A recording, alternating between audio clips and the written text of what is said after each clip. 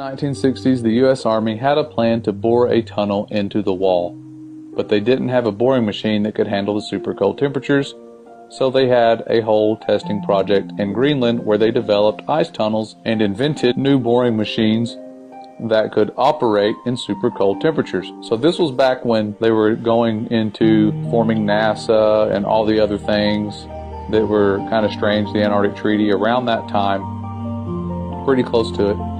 And he says, like they did this whole big thing in Greenland for just practice.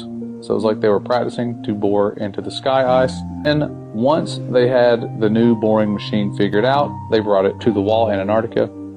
He said that the machine bored a tunnel like 5 or 10 miles into the wall, but that they never broke through the other side of the wall, and that they still don't know how thick the wall is even to this day.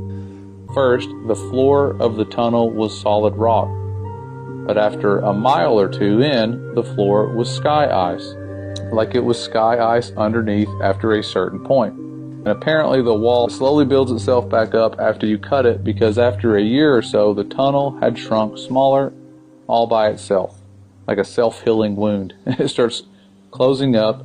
They had to leave the boring machine inside the wall because the tunnel shrunk too small to get it back out. And after a few decades, the tunnel was completely gone. Like the part of the wall was solid again. He said that now the scientists were trying to use technology to figure out how thick the wall is. He said something about putting earthquake sensors all along the wall, and that somehow you could measure the signal from an earthquake to see how thick the wall is. But I didn't think it was a big deal at the time. But then a few weeks ago, I saw a map of the wall in Antarctica, except the map was all flat and crazy looking, and it showed the wall going all the way up over the whole Earth.